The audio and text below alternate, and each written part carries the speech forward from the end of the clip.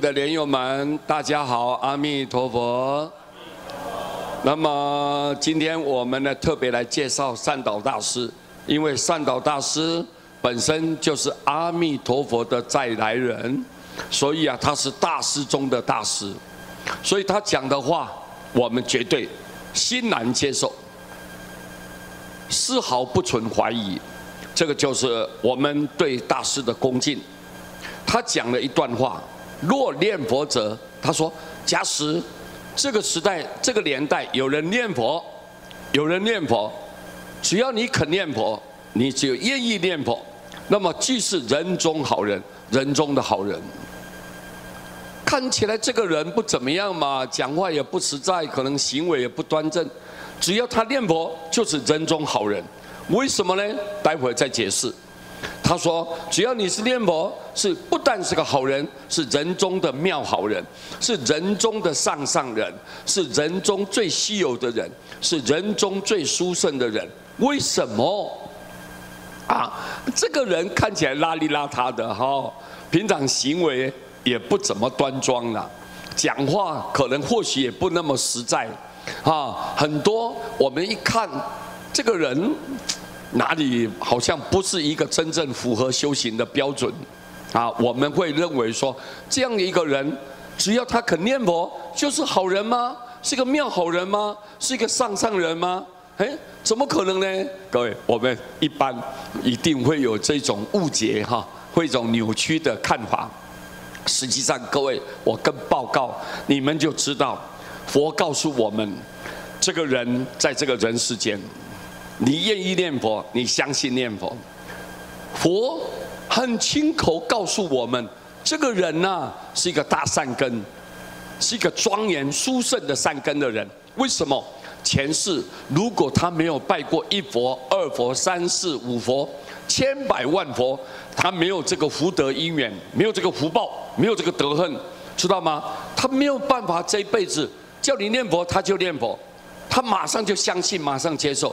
没有几个人呢，各位，你看放眼这个全世界72亿的人口，几个人在念佛？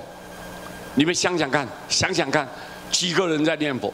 所以虽然他邋遢，行为不端庄，讲话不实在，但是他肯念佛，就是佛说证明了这个人过去一定是一个很有道心、很有修行的人，所以这辈子转世。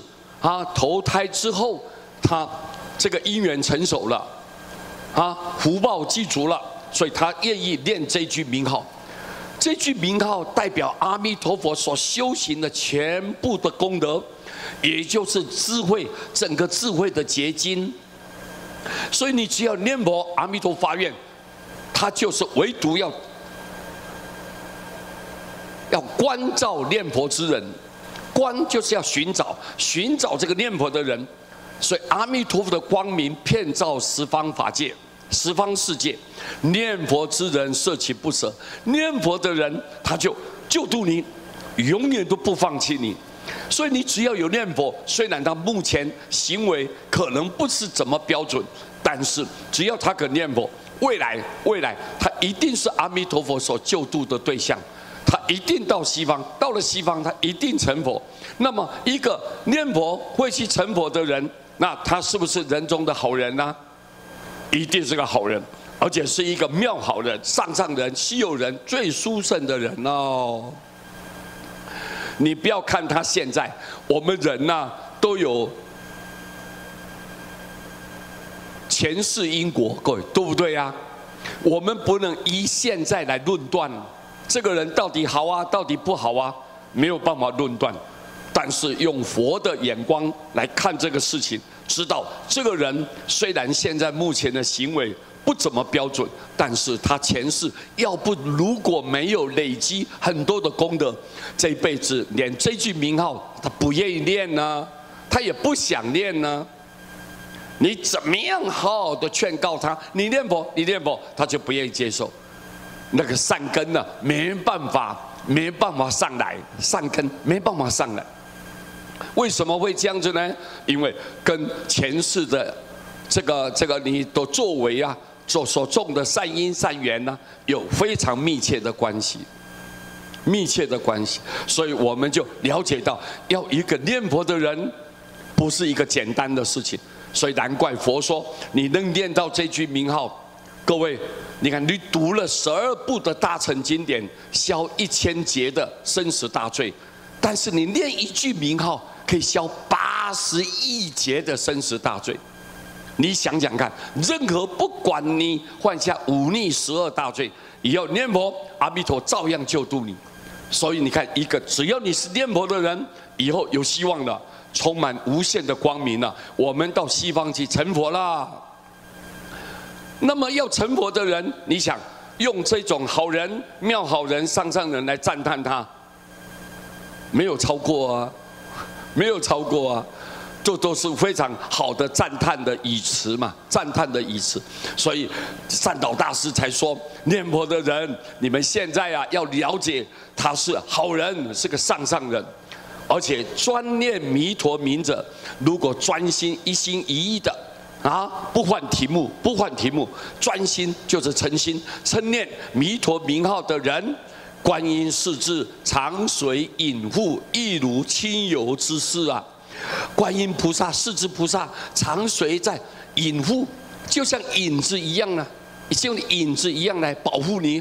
那个影子，我们人走的时候有没有影子啊？有，我们有影子。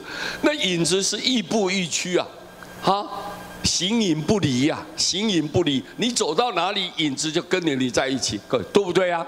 所以你看，那观音菩萨、世智菩萨，只要你现在念佛，观音菩萨跟世智菩萨怎样啊？就在旁边，你走到哪里，他跟在哪里；你走到哪里，他跟在哪里。各位，亦步亦趋的，常常的随在你的后面，影水像影子一样的，这样保护着你，疼爱着你。就像至亲好友这样，你就是我最好最知己的朋友，你是我最好最好的就像我的亲人一样，我疼爱着你，关心了你。我怕你怕你堕落，怕你受苦，我绝对来保护你。只要你念佛，我就疼爱着你，关心着你。你看，所以我们要不要念佛？要不要念佛？